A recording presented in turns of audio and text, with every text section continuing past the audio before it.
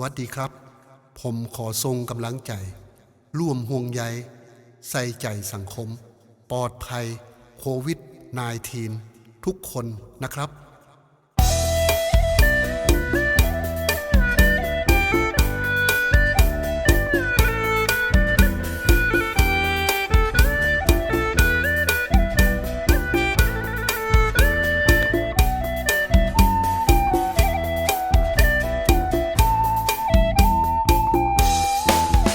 ไวรัสโควิดบุกรุกคนรวยคนตุกมันบ่เว้นเลยนะตำรวจหมอพยาบาลผู้อำนวยการไปถึงคนเก็บขยะเสียนไก่เสียนม้าเสียนมวยเสียนพายเสียนหวยป่วยไปถึงเสียนพระตัดใดที่มีคนซุ่มกันหลายตัดใดที่มีคนซุ่มกันหลายมันจะแพร่เชื้อกระจายเข้าไปได้เร็วนัก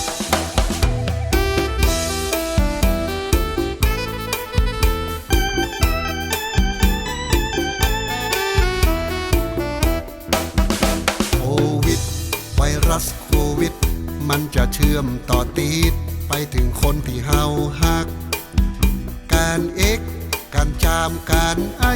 และการหายใจหรือการอยู่ใกล้ถามตักจากคนหนึ่งถึงคนสองสามแล้วก็ติดลุกลามกันไปแถมนักพักกันช่วงนี้ต้องอยู่ห่างๆพักกันช่วงนี้ต้องอยู่ห่างๆเว้นระยะว่างไว้สัก2-3 เมตรแม่นก่อน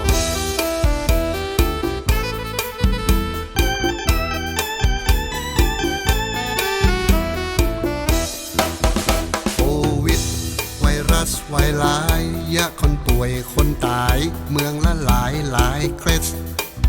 จากอู่ฮั่นไต้หวันมาไทยแล้วก็ตุยคนไปแทบจะทุกประเทศอิตาลีญี่ปุ่นสเปนอิหร่านบาเลนอังกฤษฝรั่งเศสจากเอเชียลามไปยุโรปจากเอเชียลามไปยุโรปแล้วก็ไปสยบประเทศสหรัฐ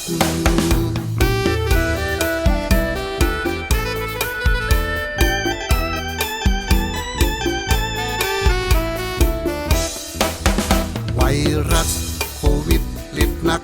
เพื่อคนที่เฮาฮักต้องร่วมมือกันกำจัดอยู่บ้านกินนอนตัดเส้นทางสัญจรของโควิดไวรัสหยุดแอวหยุดเจือเพื่อชาติออกไปซุ่มกับญาติแอวกัดมัวกัดนัดปล่อยมือหมอรักษาคนป่วยปล่อยมือหมอรักษาคนป่วยเต่าอีก็เต้ากับช่วยกันปราบโควิดไวรัส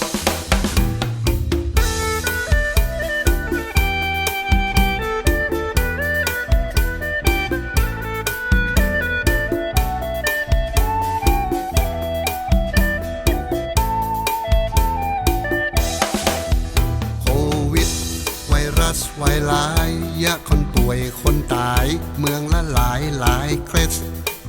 จากอู่ฮั่นไต้หวันมาไทยแล้วก็ตุยคนไปแทบจะทุกประเทศอิตาลีญี่ปุ่นสเปนอิหร่านบาเลนอังกฤษฝรั่งเศสจากเอเชียลามไปยุโรปจากเอเชียลามไปยุโรปแล้วก็ไปสยบประเทศสหรัฐ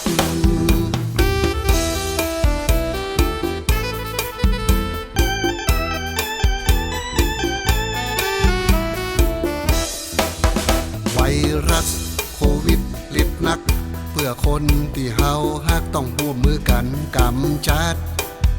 อยู่บ้านกินนอนตัดเส้นทางสัญจรของโควิดไวรัสหยุดแอวหยุดเจือเพื่อชาติออกไปซุ่มกับญาติแอวกัดมัวกัดนัดปล่อยมือหมอรักษาคนป่วยปล่อยมือหมอรักษาคนป่วย เต้าอีก็เต้ากับช่วยกันปราบโควิดไวรัส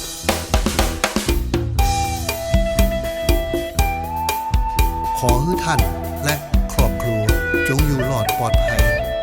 สาธุ